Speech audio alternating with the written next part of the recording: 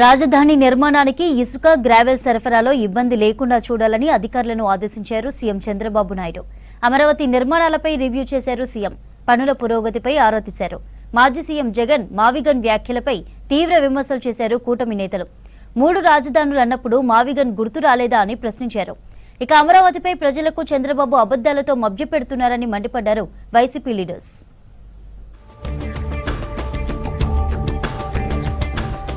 రాజధాని అమరావతి నిర్మాణాలకు ఇసుక గ్రావెల్ గ్రీన్ ఛానల్ ద్వారా తరలించాలని అధికారులకు సూచించారు సీఎం చంద్రబాబు నాయుడు. రాజధాని నిర్మాణంపై అమరావతిలో సమీక్ష చేశారు సీఎం.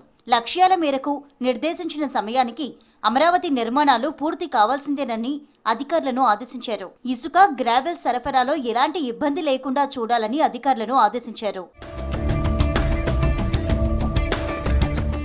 కర్ణాటక సంస్కృతి సంప్రదాయం గొప్పదన్నారు మంత్రి నారా లోకేష్. సైనికుల ప్రాణత్యాగాలు ఎప్పటికీ మర్చిపోకూడదన్నారు. కర్ణాటకలో పర్యటించారు లోకేష్. సింధనూర్ హోసలిలో ఎన్టీఆర్ కాంస్య విగ్రహాన్ని లోకేష్ ఆవిష్కరించారు. శ్రీకృష్ణ దేవరాయ సైనిక స్కూల్ ప్రారంభోత్సవంలో పాల్గొన్నారు. పెద్ద పెద్ద కలలు కని వాటి సాకారానికి కృషి చేయాలని, రాష్ట్రాల మధ్య పోటీ ఉంటేనే కసి ఉంటుందని చెప్పారు. కర్ణాటక పిల్లలు ತುಂಬಾ ಸ್ಮಾರ್ಟ್, ತುಂಬಾ ಡಿಸಿಪ್ಲಿನ್ ಇದೆ. ನಿಮ್ಮ ಫ್ಯೂಚರ್ ತುಂಬಾ ಬ್ರೈಟ್. ನೀವು India future dream big and achieve.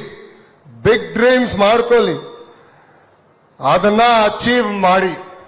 ఎవరు ఏ కంపెనీ ఏ రాష్ట్రానికి పట్టుకెళ్తారని అహర్నిశర్ పోరాడేవారు. ఆ పోటీయే ఆనాడు ఆ నాయకులు కసి పెంచింది. ఆ పోటీ వల్లనే అటు ఉమ్మడి ఆంధ్రప్రదేశ్ ఇటు కర్ణాటక అద్భుతంగా అభివృద్ధి చెందిందని ఈ సభాముఖంగా మీ అందరికీ నేను తెలియజేస్తున్నా. కాంపిటీషన్ ఉంటేనే మనకు కూడా కసి ఉంటుంది. విశ్వసనీయత అనే పదం వాడే హక్కు జగన్ కు లేదన్నారు మంత్రి అచ్చెన్నాయుడు.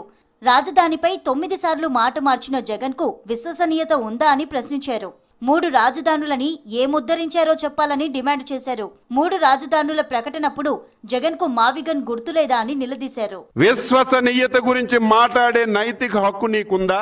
విజయవాడ గుంటూరు మధ్యలో రాజధాని పెట్టండి అని చెప్పిన వ్యక్తివి 9 సార్లు మార్చావు, 3 రాజధానులు పెట్టావు. ఏంటి ఉద్ధరించావు?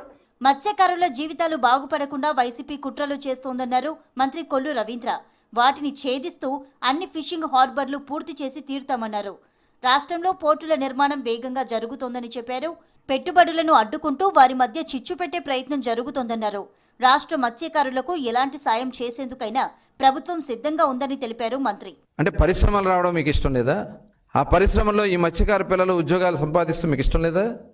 అక్కడ వాళ్ళ జీవన విధానాలు, జీవన స్థితిగతులు బాగుపడితే మీకు ఇష్టం లేదా? ఒక్క ఫిషింగ్ హార్బర్ అన్న మీరు పూర్తి చేశారా? ఇదంతా ఒక ఉద్దేశపూర్వకంగా జగన్మోహన్ రెడ్డి వాళ్ళ అనుయాయులు అక్కడ కుట్రలు చేసి వాళ్లలో ఒక చిచ్చు పెట్టే కార్యక్రమాలు చేస్తా ఉన్నారు. అది జరగనివ్వం. అమరావతిపై ప్రజలను మభ్యపెట్టే ప్రయత్నం చేస్తున్నారన్నారు మాజీ మంత్రి సజ్జల రామకృష్ణారెడ్డి. చంద్రబాబు పదే పదే చెప్పిన అబద్దాలే చెబుతున్నారని విమర్శించారు. అమరావతిపై తాము కులముద్ర వేయలేదన్నారు. పార్లమెంటు సాక్షిగా తెలంగాణ ఎంపీ రేణుకా చౌదరి కమ్మరావతి అంటూ మాట్లాడటం కరెక్ట్ కాదన్నారు. రేణుకా వ్యాఖ్యలను టీడీపీ ఎందుకు ఖండించలేదని ప్రశ్నించారు సజ్జల. ఆ రోజు కేంద్రం అఫిడవిట్ లో కూడా ఇదే చెప్పింది. కేంద్ర ప్రభుత్వం ఒక కమిటీ వేసింది.